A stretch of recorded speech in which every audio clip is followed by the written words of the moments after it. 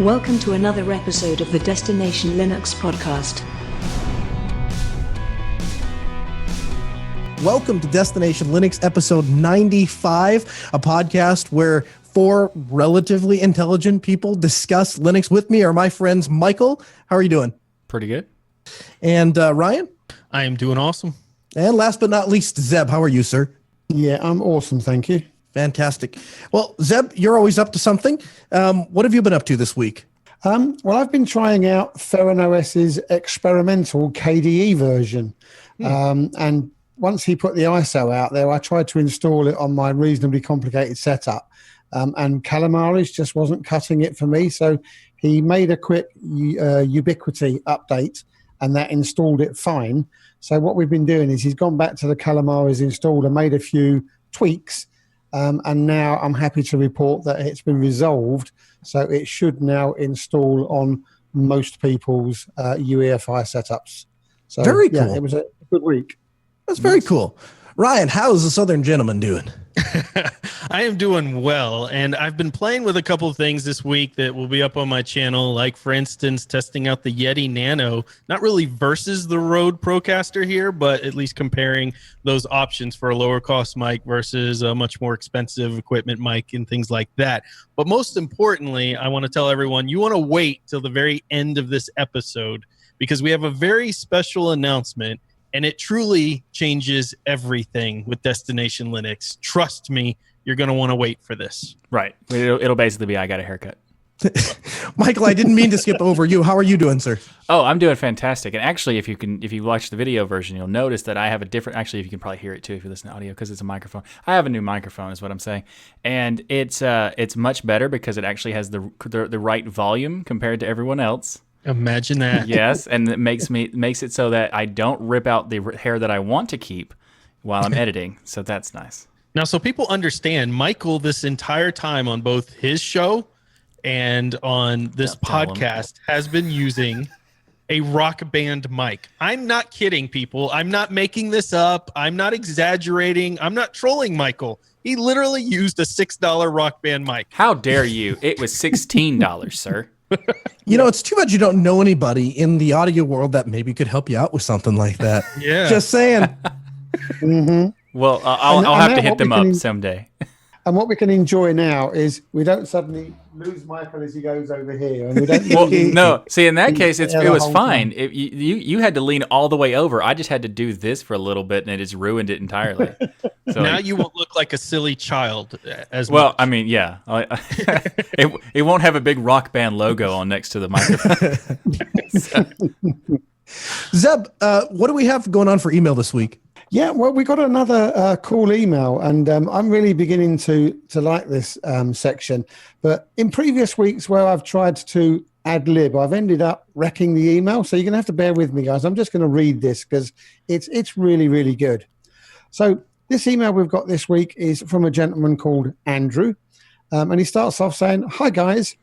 I write to you since a couple of episodes ago. I heard you would like to hear more from Linux users who have a background that is not directly related to computer science. So here I go.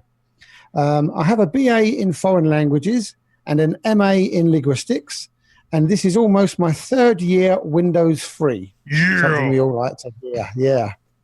While doing my MA, I took a course in corpus analysis and was introduced to R and Python very briefly, and although it sparked a strong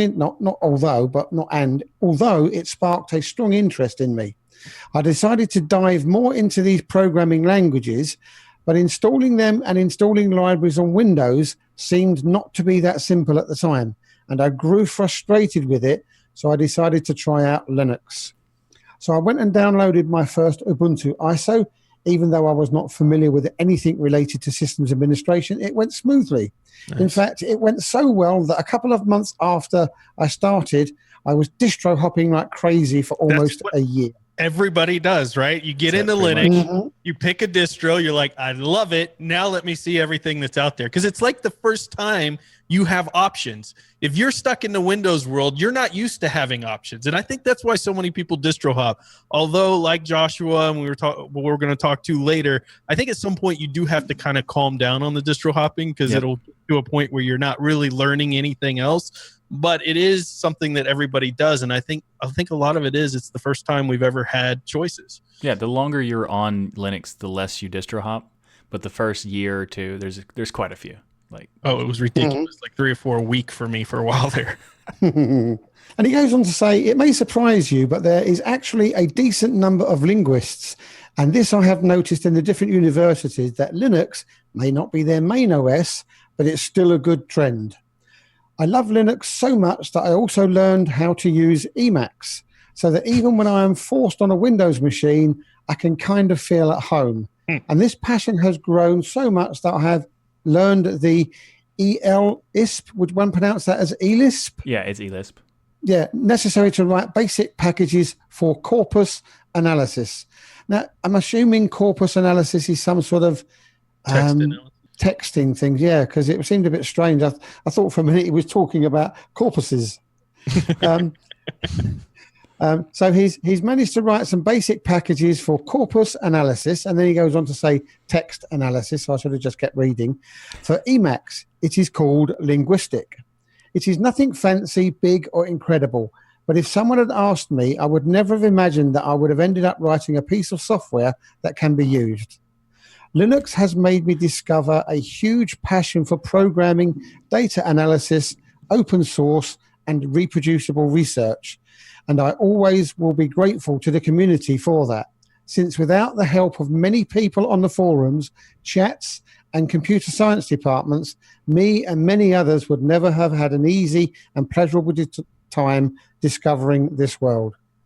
I would like to finish this email by saying that I love your podcast, and I listen to you every time I go to university, where I have just started my second MA in AI. All thanks to Linux. You guys rock, apart from Ryan. All the best. He doesn't say that.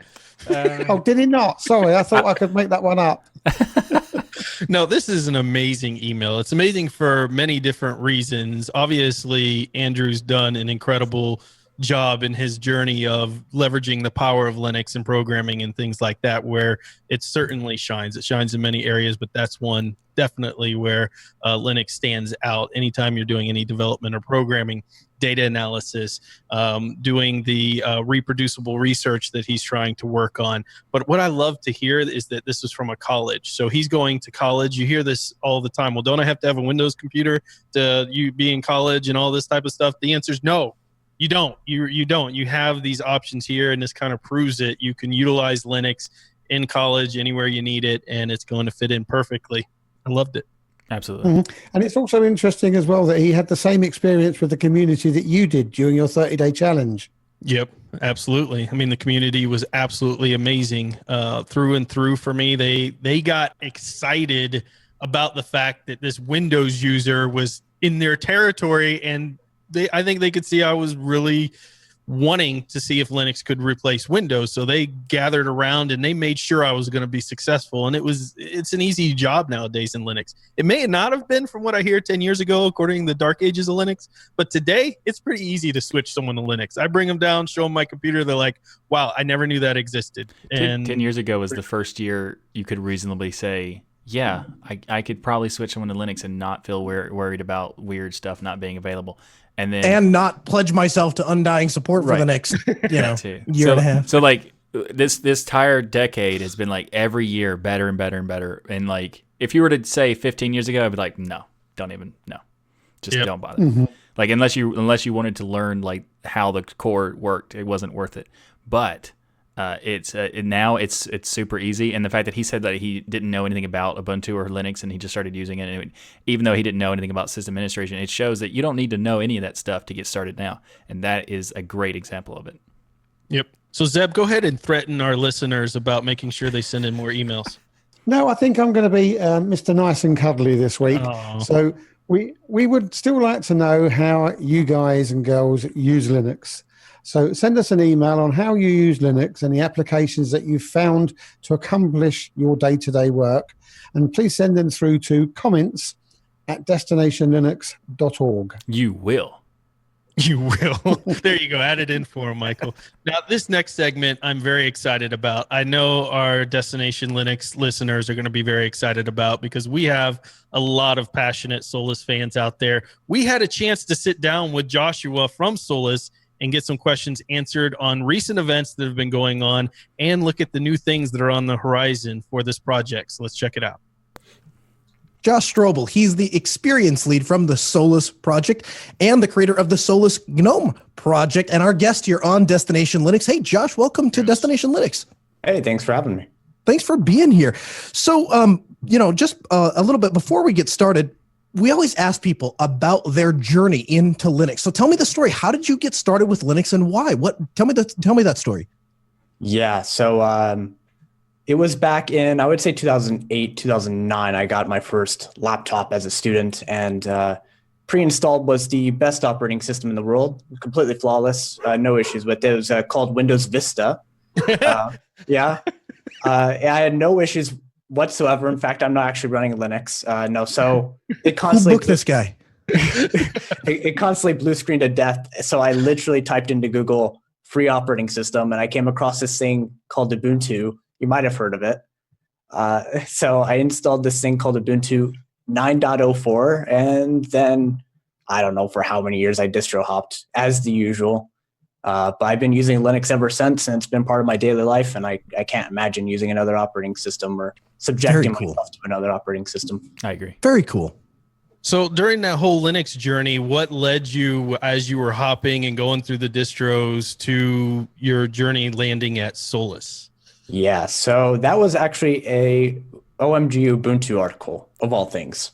Nice. Because I was quite interested in like Chrome OS-esque UIs at the time. I was quite attracted to that. And they had an article up, Joey had an article up regarding Evolve OS. They had just announced their first beta featuring a Chrome OS design for Budgie 8. So I was like, this sounds awesome. It sounds right up my alley. Let's just go ahead and do what normal distro hoppers do, and let's just dive right in. Let's not even look at what packages there are, if it will even suit my needs. And I install it. There was like no packages, which to this day remains a meme. And what really attracted me at that point was the fact that obviously for superficial reasons, so looked like Chrome OS, but technical reasons, it was focused on a single architecture. It was focused solely on home computing devices, so laptops, desktops, two-in-ones. And then obviously I had a great mentor, which was Ike. So he helped me get started with the project, and that was back in February, March of 2015. So, wow, that's awesome. Yeah. And I've been with the project ever since. Nice. So what kind of projects do you work on for Solus? Wow, I work on a load of projects, including obviously the Solus GNOME edition and making sure we have at least as sane as possible out of the box experience for GNOME, as well as the development of the website and the resources around that. And as of late, the development of Budgie. So a lot of features that you're going to be seeing in Budgie 10.5 are some of the things I've been working on, or I've been working with various new developers such as Yursan on some new functionality like a caffeine applet integrated right into Budgie. So nice. Yeah. Speaking of that, like as far as the caffeine, you're referring to like the screensaver being removed. That's correct. Okay. Yeah, the thing that disables like auto sleep and screensaver. Yeah. I love that app, especially if you're watching movies or doing anything like that. Exactly. Yeah. I mean, I still argue like, why even have a screensaver at that point? Just turn it off. Right. Just saying. Or just not randomly lock my screen. But it's nice that the functionality is there. Previously, it was just a Python applet. And I worked with him on actually getting that ported over to Vala and merged directly into Budgie. So nice. Every single Budgie user, whether they use Solus or not, come 10.5 is actually going to get that. So really excited for that to be released. One of our patrons said they thought caffeine was an app that would tell you when you're supposed to go get more coffee. And if you can add that feature in there, that would be brilliant. Well, The next time you look, every time you look at the clock, that is when. Yes. exactly. I actually have a website where it's like, does Josh need .coffee? And it's like almost always yes as the answer. Yeah. Okay, so now on to the subject matter that's on everyone's mind. Obviously, there's been a lot of speculation and news about Ike and Solus. You recently released a couple of blog posts explaining what has taken place with the core team and Ike's absence. And now Ike's open letter via Forenix to the Solus team. So there's been a lot of information around lately. Can you tell us about this situation from your perspective? Right. So I guess the biggest item first was the second outage, which was on September 8th. And that was the outage where it was indicated to us by OVH that the servers were not going to be up. And that was when we needed to take it into our own hands to migrate our users over to a new domain. Unfortunately, OVH was willing to keep the servers up for an additional 5 days, after which point Ike actually reached out and renewed that. But that's when it all first started. So that was extremely stressful, to put it lightly. It involved obviously putting up a temporary mirror and obviously getting our blog post out, alerting individuals via the Supercharging Solus Infrastructure blog post in terms of what was happening and what we were going to do moving forward, which included constant communication via our social media and making sure users were moved over to a new package repo so they could actually continue to get updates. So that's how it all started. And then obviously we moved from there towards getting our development forum, development bug tracker up, as well as our forums. And then moving forward with communicating with Patreon, as well as other third-party services that were in Ike's control, or under an account that only he had access to. And that's when that began. So that was around, I would say, late September, and going into late October was when the conversations really started happening around Patreon. So, and then after that point, just recently, Ike has reached out in an updated blog post and basically has given some additional access back, right? Right. So to clarify, the access he gave was to the solus-project.com domain.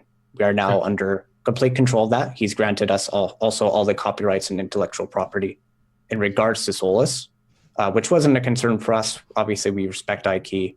He's a great friend of ours, and we know that that was never going to be an issue. But it's nice that it's out in the open and clear to everyone. So he gave us just recently access to the solus-project.com domain. And with that, what I'm going to be doing is moving over any users that might have been or might have not updated their system. What I'm going to be able to do is apply DNS changes, so it'll actually point to our new package repo servers. So that'll be fantastic, as well as pointing solus-project.com over to Get Solus. So there's a lot of measures in place, and this is also going to allow us to recover our G Suite or Google Apps for Business account, and that will actually lead us, hopefully, to accessing PayPal. So you're on the right road anyway. I'm on the right road, yeah. That's So fantastic. I just want to tell you guys, you've done an amazing job communicating throughout this whole thing. I know it's not easy, and I know there can be a lot of mixed messages here and that, but your blog posts were so detailed. It read like somebody had really taken the time to journal every single action that had taken place and a reaction. It's rare to see in a lot of situations where distros do communicate or even over communicate. Which is a good thing when things like this are happening. Right. There's a lot of unknown, and you all on that core team handled it absolutely beautifully, in my opinion. Mm-hmm. Yep. Ryan, just to your point, Ike said in his message, and I quote, "Rise above the toxicity and politics that plague the Linux desktop world."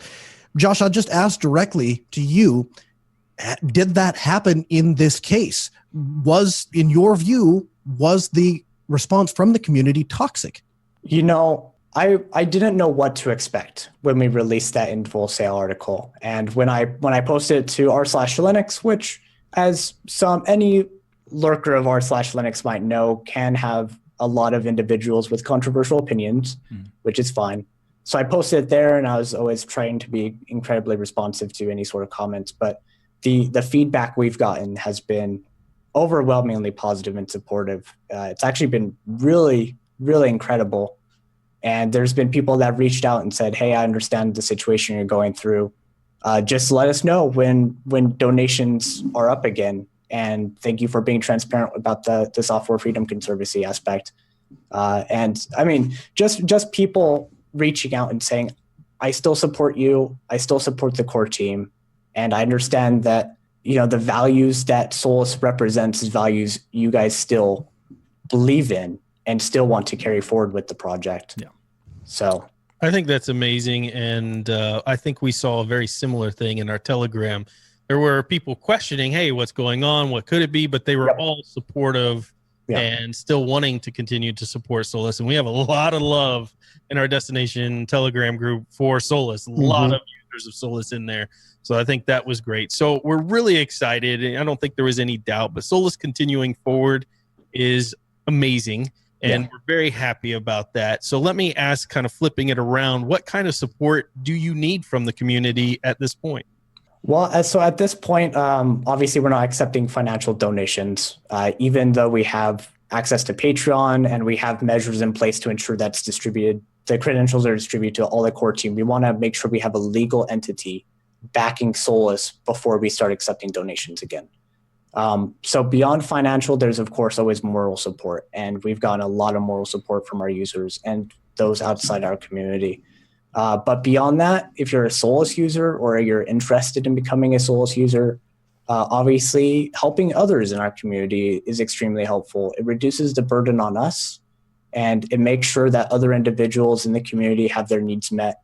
And if you have any sort of technical background, or if you're interested even in being mentored, then we have a big amount of global maintainers and individuals that are familiar with package maintaining. So if you want to get involved there with package maintaining or submitting bugs, then I obviously welcome you to do that too. And obviously there's a lot of work that needs to be done on that front on making it easier for people to engage and making it clear where people can engage. And that's something I tried highlighting in our Improving Community Engagement blog post, as well as our follow-up to that. Being cognizant of the fact that in order for Solus to grow, we need to make it easier for people to actually get engaged, feel like their issues are being addressed and that we are listening to them, and that they also are empowered to address those issues as well. So there's a lot of work to do on that front, and it absolutely is going to be a priority for us going forward. That's actually refreshing to hear, because a lot of the times people would like, when you ask the question, how can they help? How can people help? And what are you doing to make it easier for them? It's usually like, go read the documentation, or contact us on IRC or something like that. But the actual putting an effort to make it easy as possible to get people to involved is always a great thing to hear. Yeah, so there's work to be done on that front, especially around providing more centralized first-party services for communicating with us that both the community wants to use and that we as the core team want to use as well.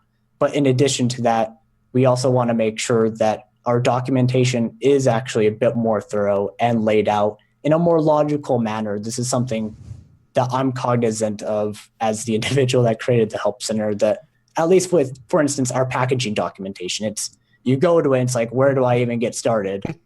Do I start at this one random document, or do I start at building packages? Like, how do I get started? So that's something I want to address as well to make it easier for individuals. So a lot of work. Well, speaking of work that Solus team has been doing, we recently talked about in the last episode about the plasma testing ISO that was released. Could you give us some more details about that? Yeah, so Plasma and the Solus Plasma Edition have been a real passion project of Peter, which is a Sunny Flunk in our community and also a member of the core team. He's our performance lead. So to be clear, little to no credit goes to me on that regard. It's all the credit goes to him and a lot of the Plasma testers in our community.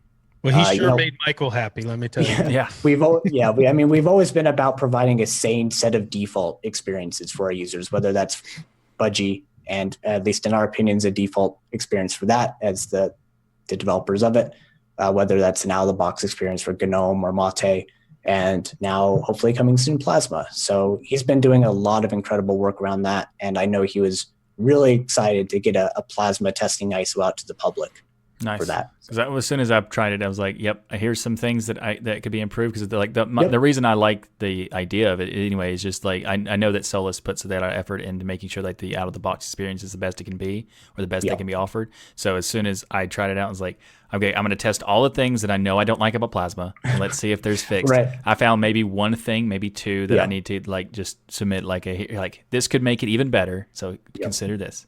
So I look forward to that. It was the exact same thing when I started using GNOME solely because of Expose, of course, just because that's something we don't have in Budgie. And I was like, all right, what is everything I know a user is going to change? What's everything I know I'm going to change about GNOME? Yeah. And let's just do that. It's like, let's just have dash to dock enabled by default. Let's have top icons because whether GNOME believes it or not, people actually use a system tray. Exactly. Yep. So let's just enable that for our users.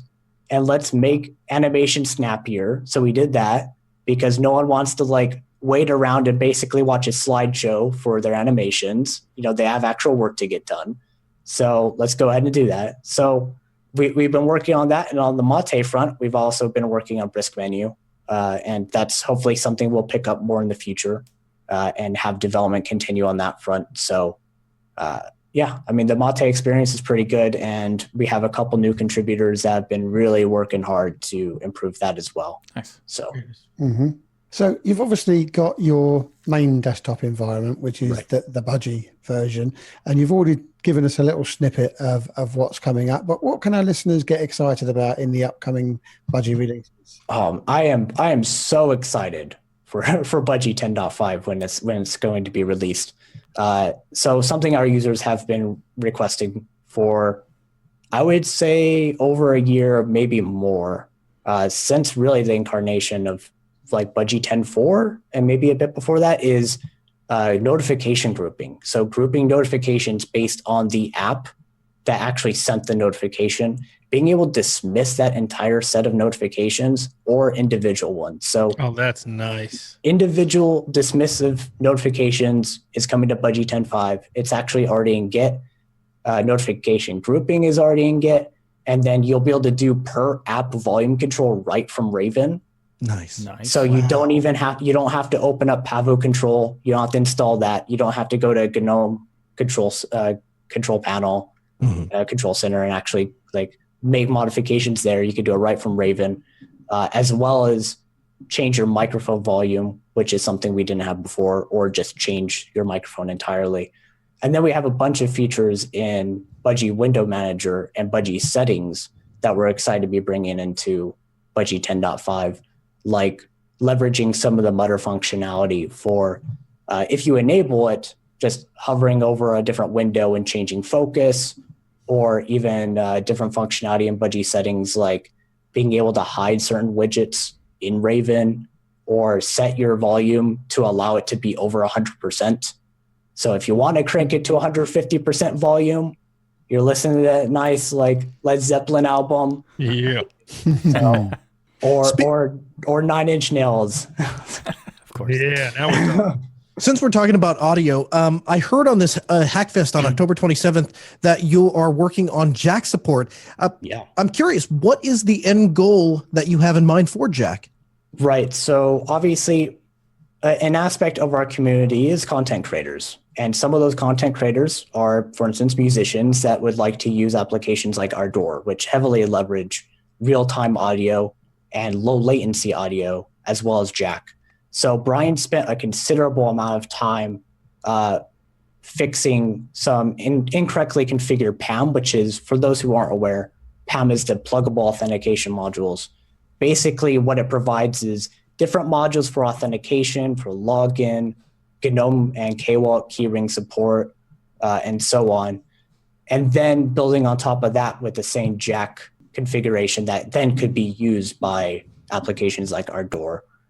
We're not planning on switching away from Pulse Audio, but we do want to provide content creators the ability to have a sane, out-of-the-box Jack experience if they want it. Sure. So how would that work switching to the Jack experience? Because I personally have lots of issues with Pulse Audio. Right. I know some people don't, and it's just, I guess, a matter of what equipment you have. Right. And Pulse is the best. else. How dare you? I use Jack, and Jack. I use the KX Studio suite, Right. and the implementation of Jack on top of mixed in with Pulse Audio to get my stuff to work correctly. Is this a situation where I could install Solus, go into a settings panel, check some boxes, and I'm on Jack, or is it going to be a little more than that? So to be completely honest, I'm not entirely sure what sort of measures you will need to put in place to enable Jack, but I know for a fact that we will have help center documentation when we actually are done enabling Jack support. Yeah, I think that's huge. I'm super excited for that. Yeah, I know a lot of users are. So with the new core team in place, are there any directional changes the team is planning to make? I know you talked about kind of doing some more community outreach and documentation, but anything else that the community may want to be aware of? Right. So our first priority is getting Solus 4 out the door. It's quite easy to admit that it's been a while since we have had a major Solus release. I don't really consider the Solus 3 ISO refresh to really count. So what we've done is pushed back the software center to a 4.x release and only have Budgie 10.5 as the remaining blocker for Solus 4. So that way we get that out the door, because in addition to, for instance, Budgie 10.5 as a feature, we also have a lot of upgrades to our stack like Xorg and Mesa lib updates that we need to get out as well to our users. In addition to that, after 4, we'll have 4.1, and that is when we'll be upgrading our GNOME stack to the latest of the GNOME stack. So it's like 3.30.2, I believe, and releasing Budgie 10.5.1. So basically, Budgie 10.5.1 is going to introduce support for the GNOME 330 stack because they made a lot of changes to libmutter and dbus and vala that need to be accounted for now until Budgie 11, of course. Awesome. So those all sound good, but I was just curious, are there anything else that you are excited about the future moving forward for Solus, and that you might want to share that excitement with our viewers? I am really excited about introducing a new software center with Flatpak and or Snap support. I feel like that's something that we've been really wanting, even internally, to just finally deprecate our old third-party repository, which has existed for far too long.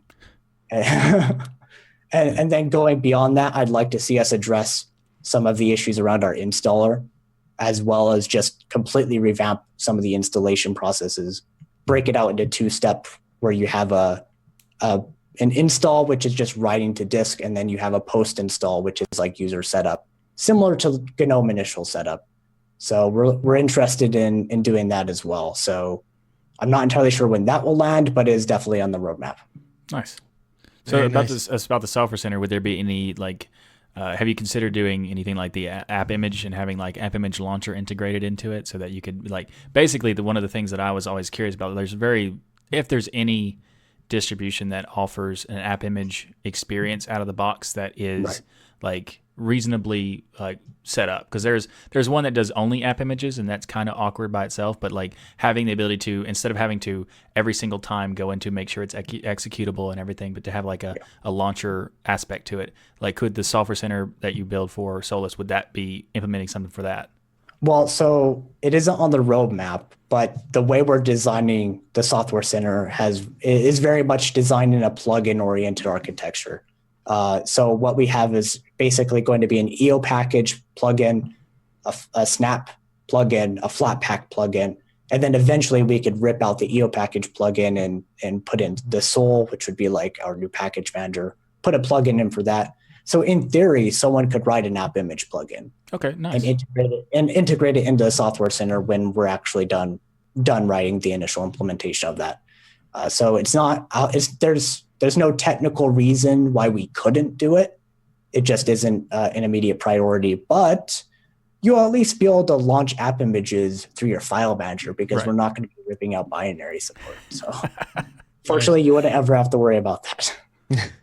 Well, I think it's very clear that Solus is in the right hands and is moving in the right direction. We just want to take a moment because Ike, we've been huge supporters of Solus from the beginning at Destination Linux. Ike has done amazing work. He's come on this show I think he's done amazing work for the open source community as well. He's always been considered a friend of ours, and we congratulate him. I know this was mentioned in his post on being a father, and want to wish him well on his journey. So he's an absolutely wonderful individual, and it's been an absolute honor working beside him and having him as a mentor. I've learned so much about Linux, like far more in the last few years than I ever thought I would learn about Linux. And he's given us a sense of direction and a vision that we all want to abide by, that we all respect, and that we all want to carry forward and just provide to more users, which is just an operating system based on technical excellence. Nice. Very cool. So, Joshua, thank you very much for agreeing to be on the show. We know that these last few weeks have been probably quite a torrid time for you and the core team. So we would like to also thank you and the entire core team for your continued work on Solus and the open source community. And we're truly excited to follow the progress of Solus and look forward to having you back on the show in the future. Yes, absolutely. Well, thank you for having me. A new version of Manjaro stable is out, 18.0. Now, Manjaro, if you haven't heard of it, is a distribution well known for its friendly approach to Arch, while still maintaining a rolling methodology. Now, in 18.0, there's a couple of new things. Obviously, it ships with the latest XFCE and the latest KDE. It's utilizing kernel 4.19 LTS. It features the Manjaro Settings Manager. Now, if you're not familiar with the MSM, it provides an easy-to-use graphical interface for installing and removing many of the series of the kernels that they offer. And it also features Manjaro Hello, which has a couple of new functionality, obviously tons of UI enhancements. If you haven't played with Manjaro, but you have any inclination to check out an Arch-style distro, of course, we recommend that you take a look at Manjaro because it's a really welcoming, friendly way to get started with that rolling style distro and the ability to kind of customize and build your own environment. Mm-hmm. Yeah, it's kind of funny because I remember early in my journey, which wasn't so long ago, people were like, hey, you need to try Arch. And so I was like looking, and everyone was like, well, if you want to try Manjaro first. So when I tried Manjaro, then I started doing videos, and I'm pretty sure there's an old video of me on Manjaro saying, look, I figured out how to use Arch, because I didn't know the difference back then. So I thought, why are people acting like this is such a big deal? It's so easy to install. You just click next, and does it all, because Manjaro makes it so easy, right? It's just so simple. It's like installing any other major distro like Ubuntu or any of the others out there. I do still suggest, because especially if you're on NVIDIA products, you be a little more experienced in Linux, because there can be issues at times with any of these distros with NVIDIA and that black screen with blinking cursor, which if you follow our Linux and tech support and stuff, those are the number one issues that pop up. I booted up my machine. I've got a black screen and a blinking cursor. My first question is, you're on NVIDIA, right? Yep. Okay. Well, then go to no mode set or something. Did you have a recent update? Yeah, exactly. And anytime you do those updates, for the most part, though, Manjaro is very, very stable. It's a very solid operating system. We've had these guys on the show before. They're a fantastic crew. They'll help answer your questions and those type of things.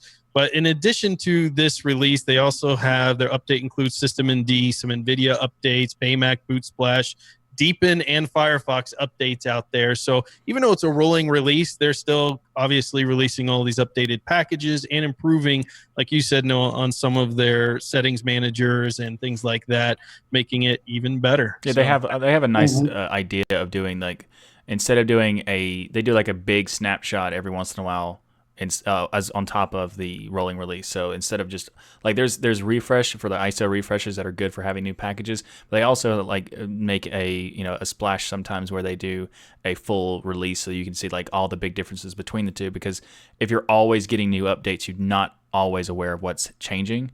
So this is a good way of like making sure people are aware of that when they use this. And then also there's a lot of stuff that they make that are really interesting, like the Manjaro Hello is basically it's basically the foundation of what Ubuntu Mate Welcome was from.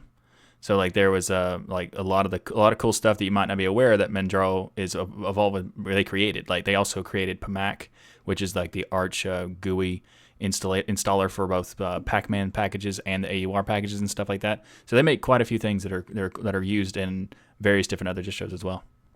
Yep. So there is something else going on in the news that has got a lot of attention. This doesn't count as our big announcement, although that would be funny.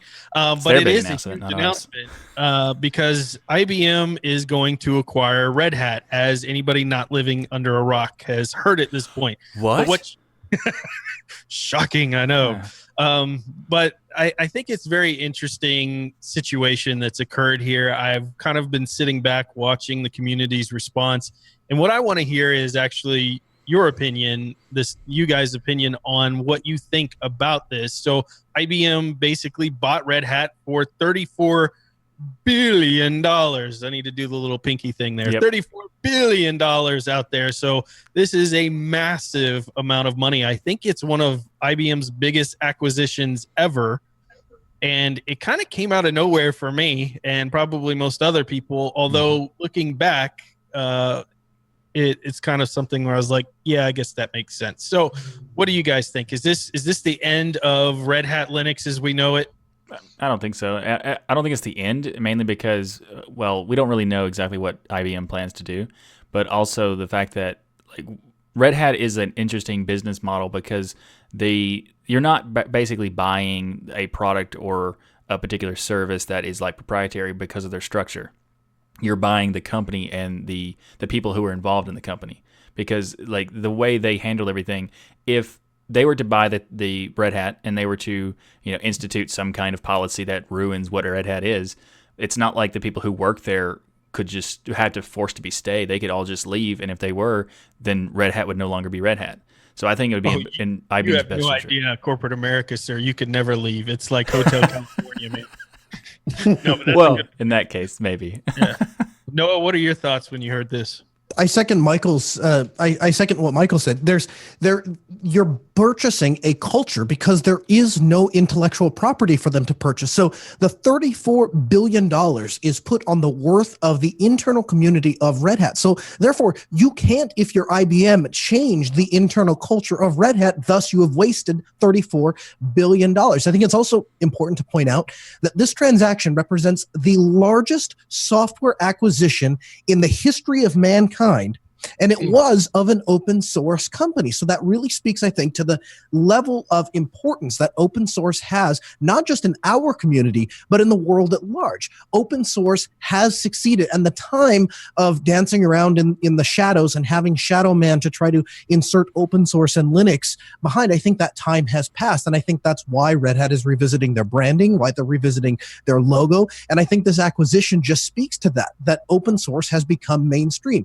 And what it allows Red Hat to do is it allows this very successful, passionate company to be connected with a desire of these large enterprise customers that want to implement Red Hat solution. But these guys, they don't deal with tens of billions of dollars. They deal with hundreds of billions of dollars. And so you need a company like IBM to shake some hands and say, hey, let me introduce you to these guys who have the solution for you.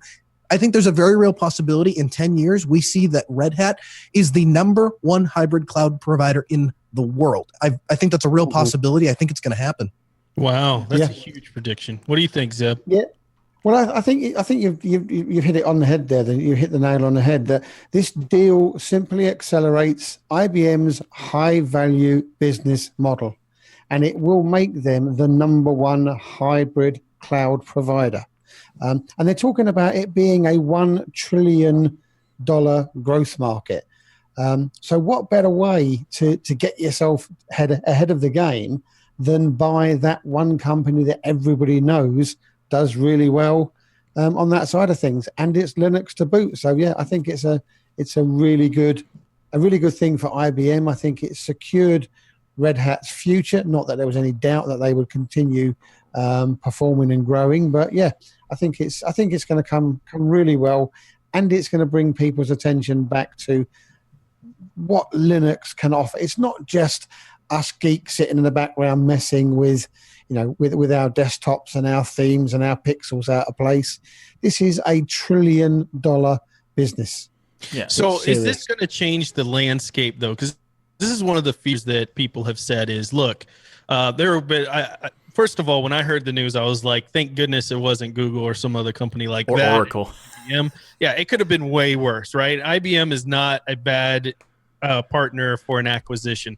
One of the things I am worried about, though, is does this mean now other companies are just going to look to start buying up now that open source is becoming popular, now that it's basically controlling all cloud computing? Is this the next thing where we're going to have 3 big corporations buying up every big distro out there? And if they did, do we care? Does it matter? Is this a big problem?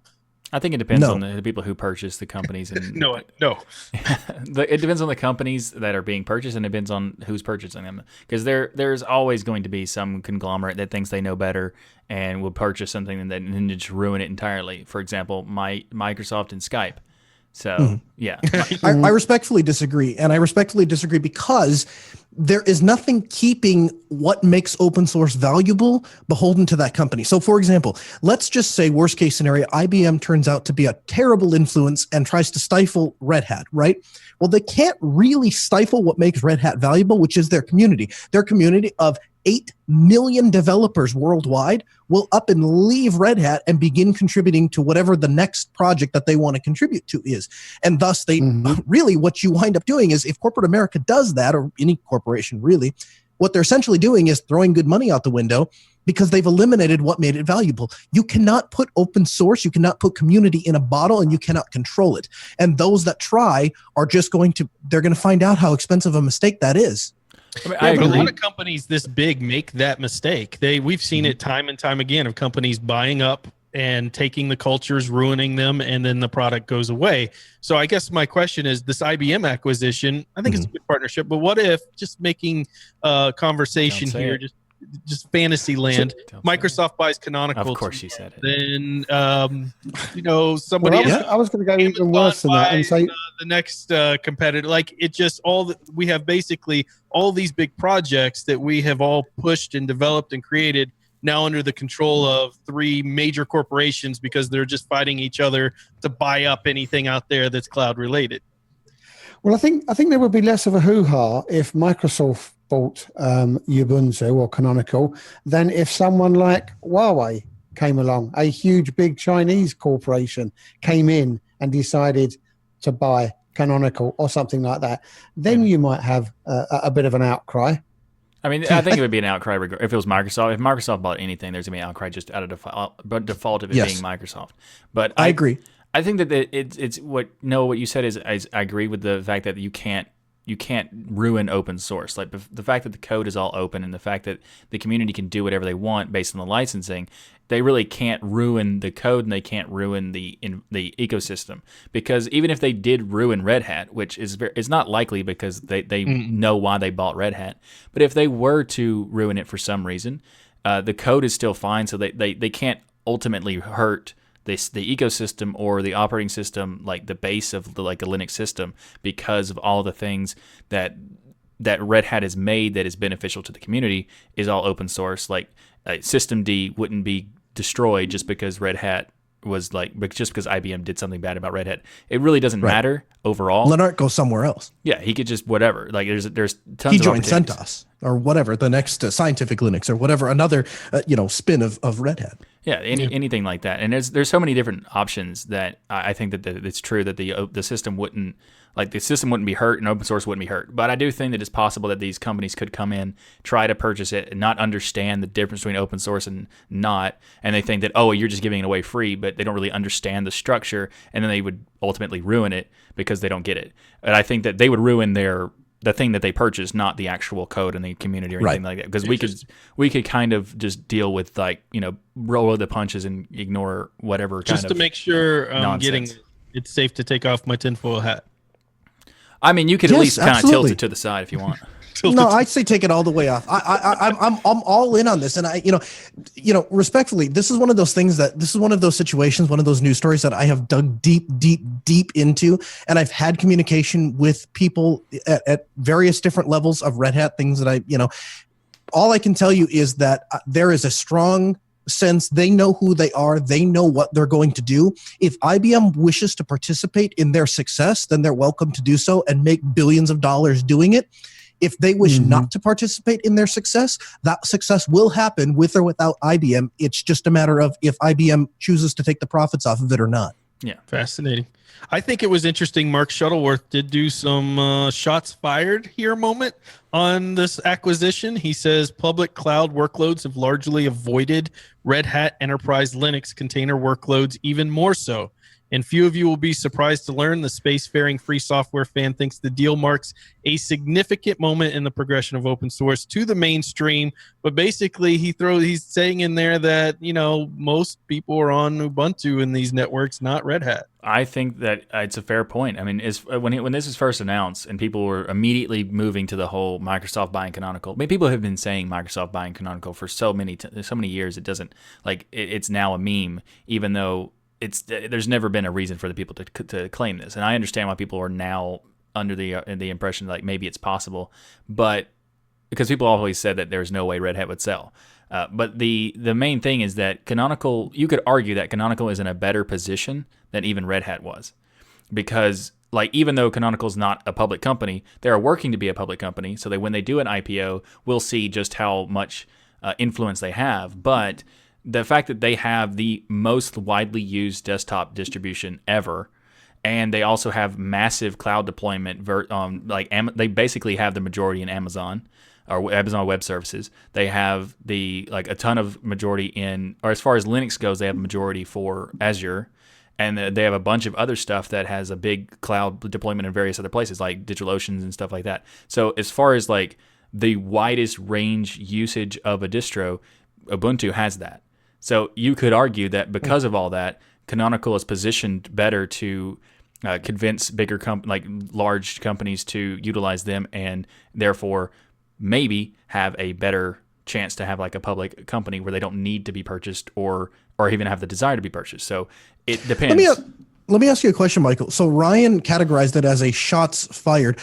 What you're saying is factually correct. A question to you and or Ryan or both of you, true or untrue, was it a good idea to release that statement? I mean, kind of. It depends. It's both, because it's not the first time he's done a shots fired at Red Hat. So it's not like it's just a shocking thing that he would do that. But he also he's not being malicious to Red Hat. No, he's just pointing out that he's just saying that people choose Ubuntu over Red Hat, which is accurate. Mm-hmm. And most of the reasons, as a company that's probably about to go public, it was a brilliant statement to remind people that Canonical is very the choice. Right. Yeah. Don't worry about us. Yes, Red Hat has been purchased by a large corporation, and great for them. Good job.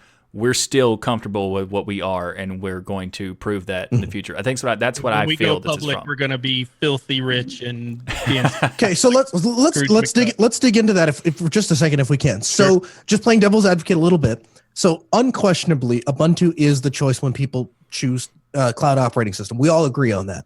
Mm-hmm. Question to you: do you think it's because of the quality of the code, or do you think it's because of the cost of purchasing Ubuntu as opposed to purchasing, you have to get a RHEL license. Both. So up until very, very recently, just within the last couple of years, your only choice if you wanted to use RHEL for free was to use essentially a recompile like CentOS or Scientific Linux or whatever. So my question to you is, with Ubuntu, you're getting the actual product. With Red Hat, you had to use something else and then kind of twist your way over and repointing repos and all of that's a bit of a challenge.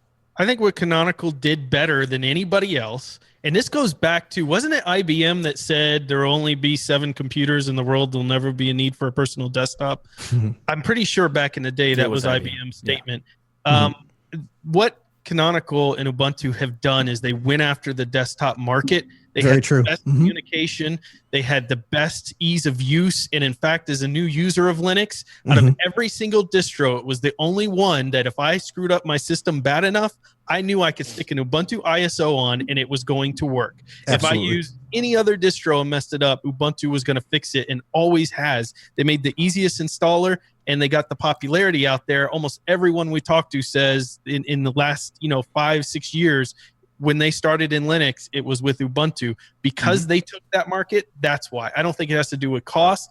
I think it has to do with reputation. They went after the right market, which was the desktop market, which a lot of people, by the way, in Linux act like isn't that important. Oh, yeah, it's only 3%. We only have 3% of the desktop. It doesn't matter because we have the cloud. I think this clearly shows how important getting that desktop market is. Yes.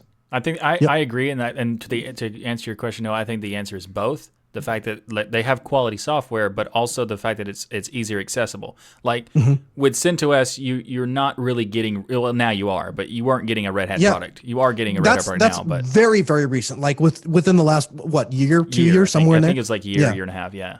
So like back then it wasn't. When you made the decision, it's like, well, if I use this, I can't really guarantee I'll get support from these people. But if I use this, I can pretty much guarantee that whenever I need to get help, I can go to get their help. And let me tell you, that point, because let's face it, I kind of know the answer before I ask a question, but to that point, I have not a couple, I mean hundreds and hundreds of clients that we had set up CentOS boxes, and the prescribed Red Hat way was not just to point those CentOS repos over to Red Hat's repos and stack a support contract. No, we were supposed to wipe the machine clean, install RHEL, reset up all of our software.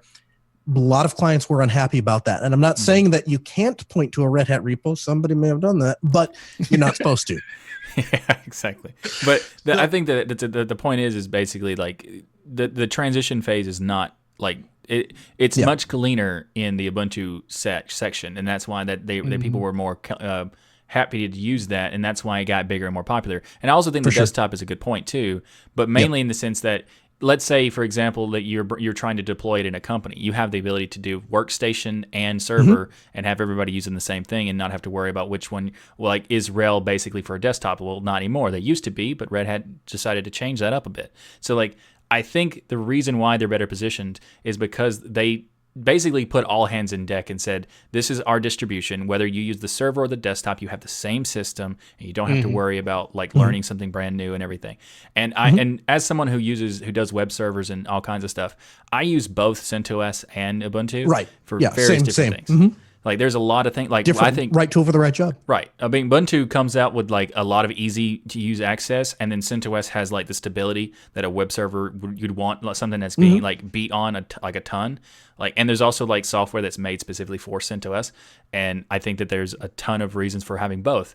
So I think that this is, his comments are, they're kind of like little tiny jabs or whatever. They're not. Tiny jab. I think it's just like, hey, I think it's more like, hey, we're still here too. Don't just completely ignore us. But I don't think he was being really malicious. Does your opinion on this change, Michael? Because during all this IBM news, Red Hat actually put in one of their notes that they're going to be deprecating KDE Plasma. I'm done.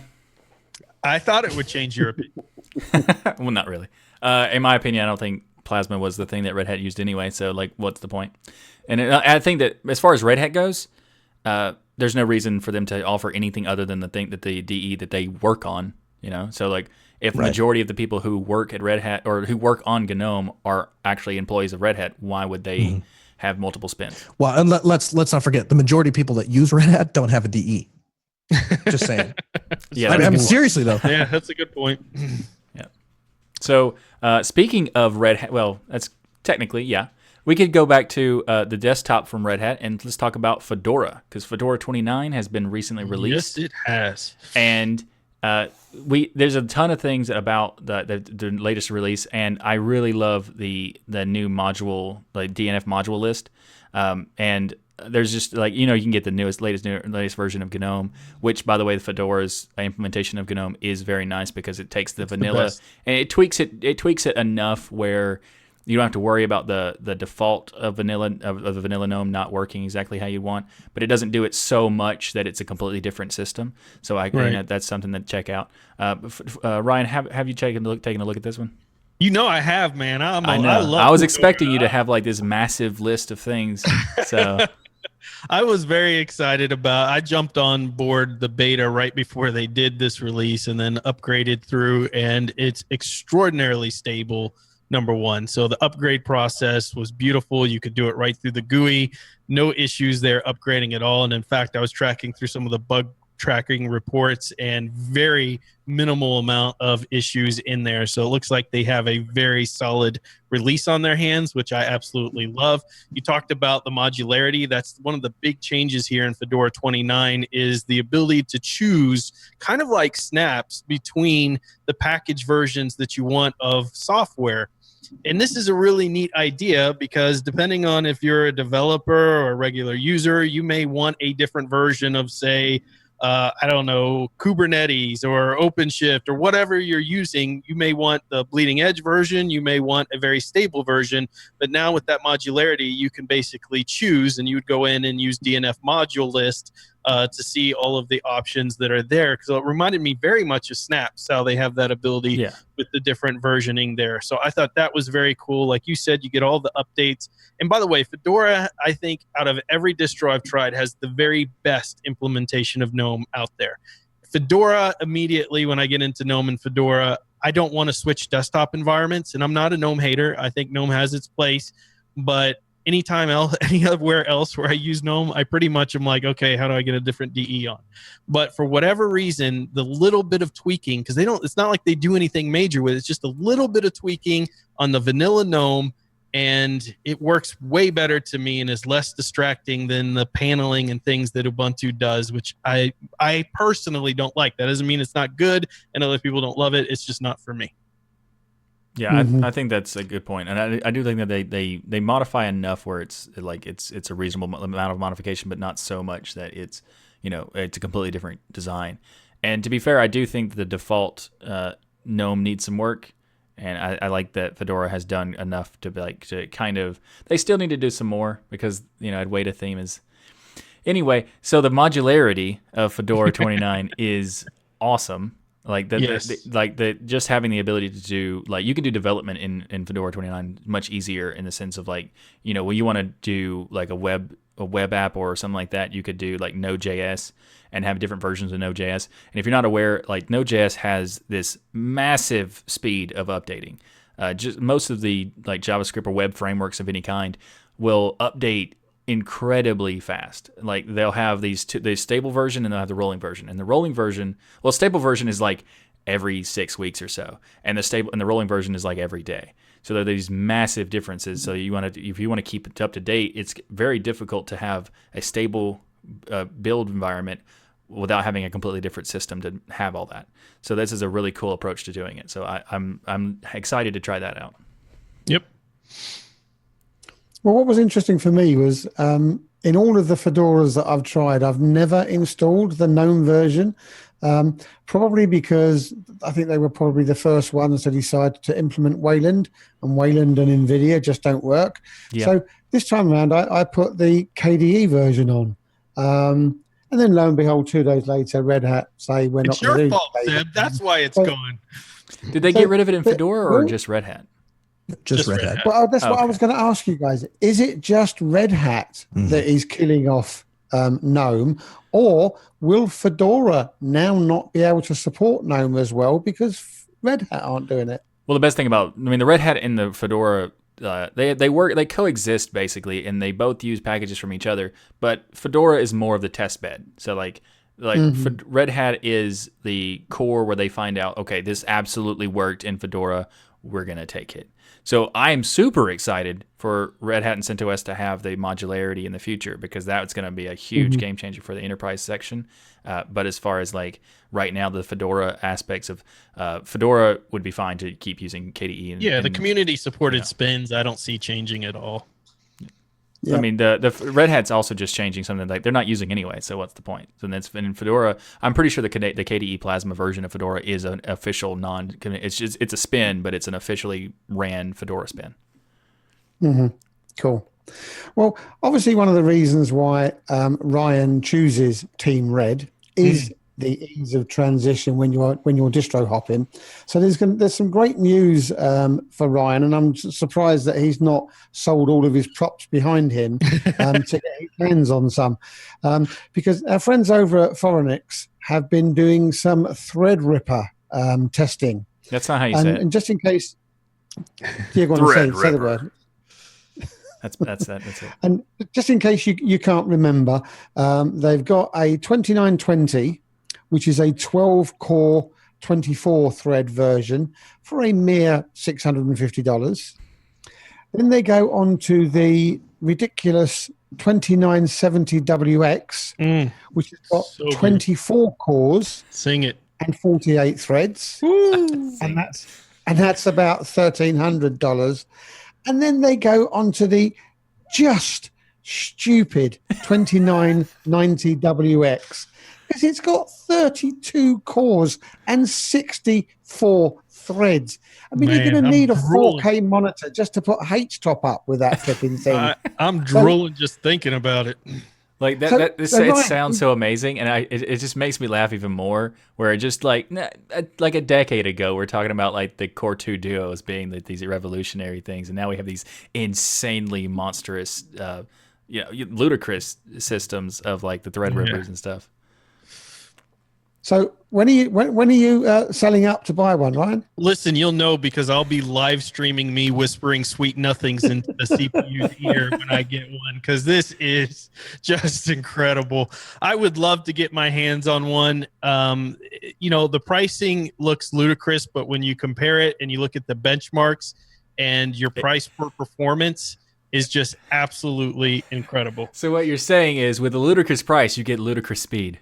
You get ludicrous speed.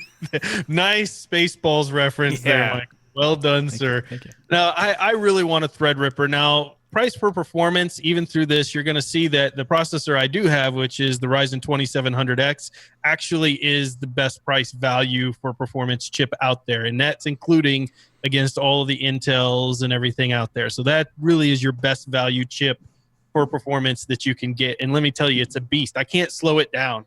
No matter what I'm doing simultaneously, rendering videos, going live, doing shows, it handles it all. And when I check my CPU usage, I think the highest I've ever seen it go was 25%. So I don't know what you do with the Threadripper.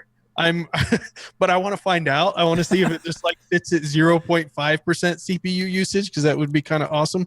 But it's just an absolute dream to have one of these. But I think the most important thing here that I didn't realize in this benchmark test that Phoronix does, which by the way, Phoronix is just so awesome for always doing this stuff, is that the Threadrippers ran way better. Their performance was much higher on Linux than it was Windows.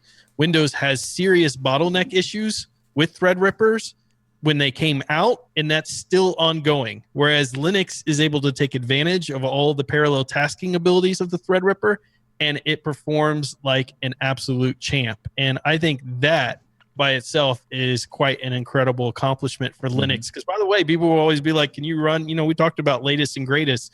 Linux supports this stuff right now and does better than Windows on it, which I don't know that we could always have said that about latest hardware that came out, but we certainly can now, and that's pretty awesome.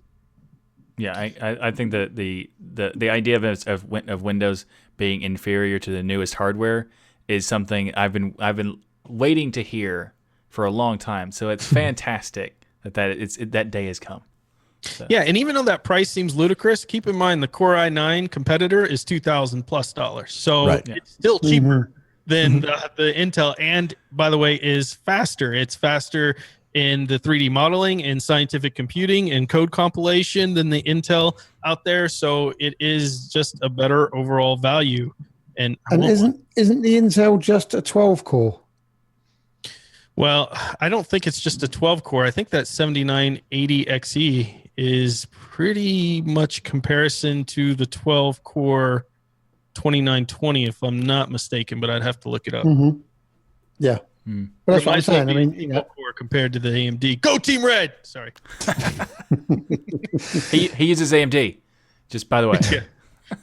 Often on Destination Linux, we talk about games that work on Linux and that have hit my mute, have just been released for Linux. But Tony this week sent in a game suggestion that we knew we had to draw some attention to. It's called XBill. Now, before we get into the description of XBill, I just want to say that this game is released on every platform imaginable for the last 25 years. Palm OS, they got it. The Compaq iPac, no problem. We got you covered. Like, if you have a device that powered by electricity in the last 25 years, this game probably runs on it. Here's the description. This is from the site. Ever get the feeling? No, hold on. Channel my inner voiceover. Do you ever get the feeling that nothing is going right? You're a system administrator, and someone's trying to destroy your computers. Oh, no. The little people running around the screen are trying to infect your computers with Windows. A virus cleverly designed as to resemble some popular operating system. Additionally, some computers are connected to the network with cables. I think I read that wrong. When one computer on a network becomes infected, a spark will be sent down the cable and it will infect the computer on the other side when it reaches there. And Dun, that is dun, XBill. dun. Yeah, exactly. If that doesn't make you want to play a game, I don't know what will. I mean, Exactly. Completely free, available for your distro. have you played it? It's been available for 25 years. I didn't know that part. Did you actually? I didn't know. I don't know it's been available for 25 years. I just know that the Compaq iPack, that's like 1990s technology. So why anybody's out there porting anything to that, a text editor, much less a game, is beyond me. It makes sense because when you're playing it, some of the networks have different emblems where the little guy's crawling around trying to replace Windows, and one of the emblems was OS2 Warp, and I'm like, I'm pretty sure that's pretty old. Right? Yeah. OS2 Warp stuff. Like DOS 5.0 or OS2. Which one we going with? You know. But Yeah. it is a fun little game to play when you just want something really simple. You just want to click around. You don't want to have obviously there's no big storyline other than what Noah just read, which they need to clip that and just play it on their website.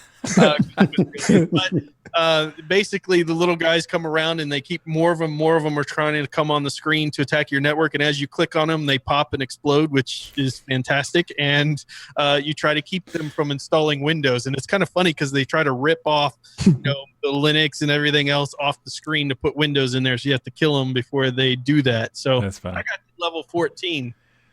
There you go. Nice. Michael, did you play and you gonna try to beat my level 14? I have not had a chance to play it, but I will play it, and I will get to at least champion. By the way, this is a fantastic game to play if you're waiting for Michael to start his This Week in Linux on YouTube. How dare you? Great time Oh killer. wow. How dare you? Like I have not been late in the past 4 episodes. You're not late, but you take about 30 minutes to start, and it's fantastic because the only reason I got to only level 14 is because you finally started. So there you go. I'm just helping you out, man. I mean, I appreciate it, and when I want to be clear about what I was saying, I haven't been late, but that's because I haven't given a time to do it in the past 4 episodes. Okay. So I just said it's going to be on Saturday, and anytime I do it on I'm Saturday is teasing accurate. you. You don't have to make an excuse for a troll. No, I'm do just you think, saying. Deb? I'm just saying. Check out This Week in Linux on Saturdays. There you go. What I loved about this game was there was no videos that I had to waste 2.5 minutes of my life trying to watch. I just looked at it, read the description, and went, nah, next. Oh, come on. This is built into Linux. It's free. You don't even have to spend a dime. You're just a buzzkill. Well, let me help you out here, Zeb. Let me help you out with the game. So there is another game out there that I've been wasting way too much time on lately that I went back to when I saw this story pop up. You guys know Blizzard has snubbed Linux from the very beginning. They basically have ported none of their software over. They don't help if stuff doesn't run right. They constantly update their, what is it called, BattleNet or whatever, so that it doesn't work in Wine anymore and all of this stuff. So Blizzard who? What do they make? Yeah, exactly. So who cares about them, right? So I was out there looking for a while for a good MMO coming to Linux, and one of the ones that dropped a while ago was called Albion Online. And Albion Online recently has a major update coming out this November to improve it even further. I got on early in Albion Online and played it, and it was okay, but honestly, with kids and stuff, it's really hard for me to dedicate the time to an MMO. But recently, with the updates and things, I kind of took another look at it, and it's running way, way smoother. But they're adding a lot of features here, like being able to change your guild logo, see party combat roles. But party finders is the big deal. Because I don't have a lot of time to play, I can't join a guild and go to guild meetings and do all this stuff. I need to jump on, get into a raid, and go, kill some big monster, and then log off. And being able to find random strangers online through a click of a button and little features like that, I think enhance this game a ton. And it runs in Linux. I did get it to work in it's made for Ubuntu, so this is not a knock on the fact that it doesn't work in Arch nor in the AURs that are available for Arch. They do not work out of the box. There are a couple things you need to do to get it to work, like install SN audio and create a symlink basically to a different version of the lib package. But once you do that, it'll work fine in Arch. So I have it running. But just know that if you're using Arch or something else, it officially is supported on Ubuntu and none of the other distros out there, but you can get it to work in them. So I think it's a pretty cool game and definitely worth checking out. Nice. I'm not much of an MMO player, but I know a lot of people who have asked me for suggestions on games that they could play MMOs on Linux, and this sounds like a good option for them. Absolutely. So also a good option if you are a SoundCloud fan, and that is the spotlight for the software spotlight for the week, and it is. Come on, Michael. I was hoping for you. I You're know. the only one who can get it right. That I couldn't find an actual answer to how to say it, and I've covered this on This Week in Linux before, and I also butchered it then. So, Auryo is what I'm guessing it is. It's Auryo. It could be Auryo. Auryo. Yeah. But I mean, that would be too easy. So I'm gonna have to go with Auryo. Like just. Okay, Mitchell. Whatever you say, Mitchell. Okay, thanks. Appreciate that. So this is actually pretty cool because it's a desktop SoundCloud client, and if you ever use the SoundCloud website, it's not very good. Like at all to use. The player is annoying. It sometimes navigating it, finding new content. It's not that fun. So this one has a lot of cool stuff because you can add, like, you can keep track of, like, you can log in and keep track of stuff, but it also has keyboard shortcuts built into it, and you can do easy access to the search, and you can do like your own library with playlists and like all kinds of stuff. Like it makes SoundCloud reasonably easy, easier to use. So like, have y'all had a chance to check it out? Yeah, I absolutely love this application. I think I keep it on all of my computers because I like to listen to kind of upcoming artists out there on SoundCloud or some of the channels that other people have taken the time to create because I'm too lazy to, that have similar tastes in music to me. And I think this app is just a fantastic way to interface with SoundCloud. But I have to bring out a comment from our patron chat from Joshua, who we just interviewed, said, next they're going to tell me there's a native Linux app for MySpace. If there isn't, I'm disappointed, and then I challenge Joshua to help me make it. Yeah, can you create one, Joshua, for Solus? Because we want to get MySpace rocking again. Has anybody else tried out this app? I tried it out when I was testing it previously, but it's pretty good for like what it's trying to be. I guess we're the only ones that use SoundCloud around here. Well, okay, just so you know, if you're ever interested in SoundCloud, you should check out the Destination Linux account section on SoundCloud, and there you can also listen to the podcast if you wanted to. Finally, I can hear myself again. Right. Well, I mean, I'm talking to the listeners at the moment. Oh, I thought you were talking to me. My bad. I mean, to be fair, I also listen to it everywhere I post it, so like, just to make sure that it was properly posted and uploaded. Anyway.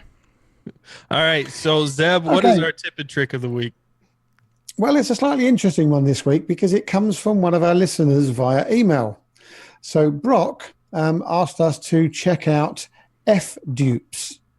And I'm going to read this verbatim because it doesn't make sense at the beginning, but it does when you get to the end of his first sentence. He says, I use this program seldom to find duplicate files on the system. You can also auto-delete as well. This program should be used with fear and trembling. I love it. Now, maybe that's why he seldom uses it. He said it goes on to say it can really mess things up if you intentionally have duplicate copies of some files, or it can delete a backup, or it can keep the backup, or it could delete the non-backup. I love so it. It sounds like you've got to be very careful how you set it up and where you're going to allow it to delete stuff from. Because I've had experience with other delete duplicates.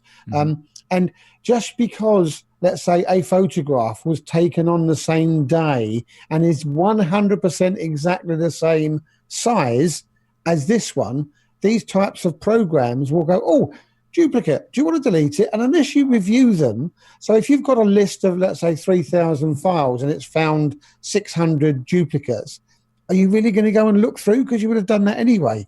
So you use one of these and you could end up with a disaster on your hand. Yep. But he did go on to say, my mother-in-law had tons of duplicate photos. It helped her save dozens of gigs of space. Yep. So FDUPES, check it out. But please be careful. We wouldn't want you to delete your downloaded copies of Destination Linux. Exactly. What you need to do is, if you were going to use this, go into the directory that you like, CD into the directory that you want to use it in, and do it there. And that way you can just at least make sure that only the directories that you are in are able to be affected by it. And then cross your fingers. There you go. Mm-hmm. Well, we've decided we're going to save the big announcement for next week. So thank you, patrons, for joining us. And we'll. You're not going to let us get away with that. Hang on, wait for the riot. Yeah. So a big thank you to each and every one of you for supporting us by watching, listening to Destination Linux, however you do it. And a special thanks to Noah for joining us once again this week. Dude, it's always awesome to have you on here. Thank you so much for coming on again. Thanks for having me. So, Zeb, how can they get a hold of us? Well, if they're already a patron, they can get hold of us just like Yannick did in chat. So I'm not going to read that out, but you can read it and feel the love. Yeah. So get back to us on comments@destinationlinux.org. You will. Our Telegram group. Yep. Say again? I said you will get back to us on comments and destinations. Oh, you will. All right. Yeah. And I was going to save that for the big at the end. So you spoiled it now. I'm sorry. Our Telegram group, Discord, Google+, Twitter, Mastodon, and lots of other ways. And you'll find those at destinationlinux.org/contact. So just as a change up, please keep the comments coming. We really do like them. And we love reading about them. And sometimes it's really hard one week to the next deciding which email to use. So let us know what you're up to. Let us know what we're up to, what you like, what you dislike, but keep it clean. And speaking of what you like, be sure to like that smash button, and to if you'd like to join us in the live stream, you could experience the show live. All of the great post production that you love and enjoy. You can see what it looks like before I do all that, and you can so you can join us for just $1. And as Ryan likes to say, that's darn near free. That's right. So. Be sure to do that, and also share the show on social media and things like that. So be sure to do that. I got tongue twisted there. Share the show. That's why. It's because it's the at the back to back. Share the show on social media, and also rate the podcast in the various different podcast apps, and you can also go rate it and like it on SoundCloud if you like to through our software pick. Everybody have a great week, and remember that the journey is just as important as the destination. Thanks, everyone. One last thing. I'm here to stay as a permanent host. See you next week. Yes.